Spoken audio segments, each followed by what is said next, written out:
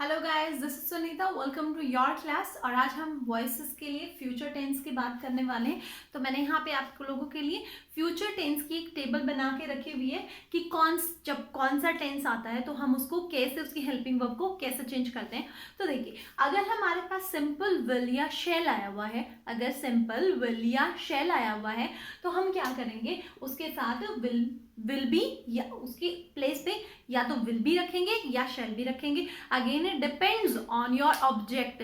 आपका ऑब्जेक्ट क्या है, यू है, आई है, वी है, ही है, शी है, इट है, क्या है आपका ऑब्जेक्ट, तो उसके लिए रखेंगे हम। अब देखो, आई, वी और यू, इनके साथ क्या आता है, शेल। आई, यू और वी, इनके साथ क्या आता है, शेल आता है। और बाकी जितने भी प्रोनाउंस हैं हमारे, या जितने भी नेम है, ही, शी, इट या कुछ भी है, उनके साथ हम क्या यूज करते हैं, हम विल यूज करते हैं। तो इस चीज का आपको ध्यान रखना है। ओके, तो अगर हमारे पास सिंपल विल या शेल होता है तो हम उसको विल बी या शेल बी में चेंज करेंगे।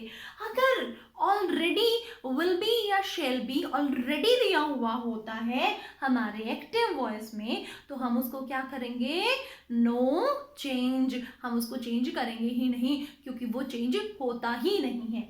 अगर मेरे पास एक्टिव वॉइस में विल हैव या शैल हैव दे रखा हो, क्या दे रखा हो, विल हैव या शैल हैव दे रखा हो, तो हम क्या चेंज करेंगे, उसको हम बना देंगे will have been and shall have been. क्या बना देंगे, will have been and shall have been.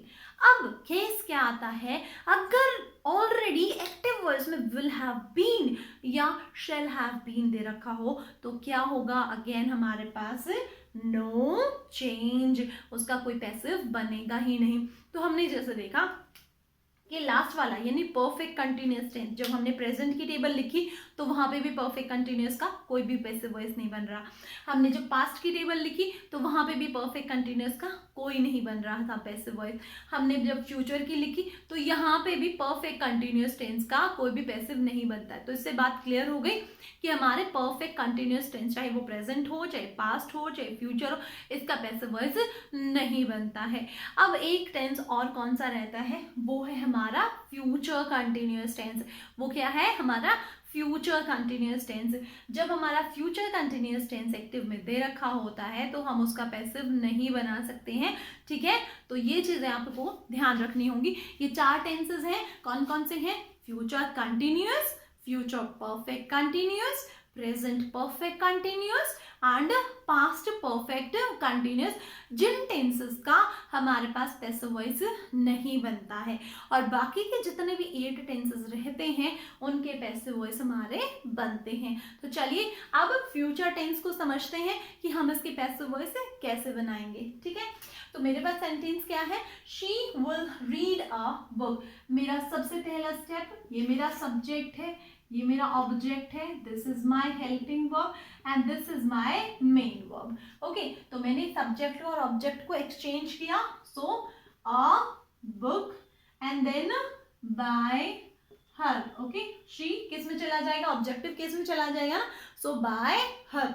Okay, अब मेरे पास क्या है, विल। और विल जब मेरे पास एक्टिव वॉइस में होगा तो मैं पैसिव वॉइस में क्या करूंगी, will be and shall be. तो मैंने यहाँ पे लिखा, बुक के साथ मेरा विल आता है, सो अ बुक विल बी। और read, read, red, red, will के साथ क्या आती है, वर्ब फर्स्ट आती है। विल बी के साथ क्या आएगी, अब मेरी पैसिव वॉइस में चल रहा है। देखो, जब विल बी एक्टिव वॉइस में आता है तो उसके साथ आईएनजी फॉर्म आती है। जब एक्टिव वॉइस में आता है विल बी तो उसके साथ आईएनजी फॉर्म आती है।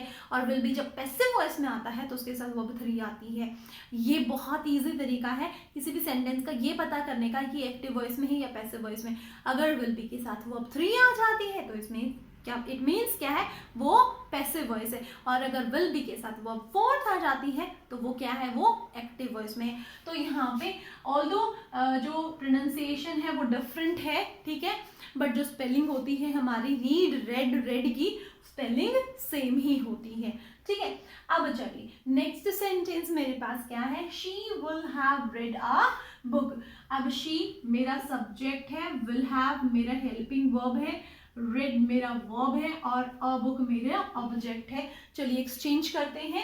सो a book, okay, and then by her, okay, and now will have, अगर मेरे पास एक्टिव वॉइस में क्या दे रखा है, will have अगर मेरे पास एक्टिव वॉइस में दे रखा है तो मुझे पैसिव वॉइस में क्या करना है, will have been या shall have been, और बुक के साथ क्या आ रहा है, will आता है, तो मैंने कर दिया a book will have been, okay, और read, read, read, और already देखो will have है तो ये परफेक्ट टेंस है ना, तो परफेक्ट में तो ऑलरेडी वर्ब 3 ही आई हुई है, तो इसको हम एज इट इज लिख सकते हैं, ये रेड ही आई हुई है, तो मेरा सेंटेंस क्या बन गया, book will have been read by her, क्या बन गया मेरा passive voice, book will have been read by her. अब चलिए नेक्स्ट सेंटेंस पे आते हैं, she will be reading a book, she will be reading a book.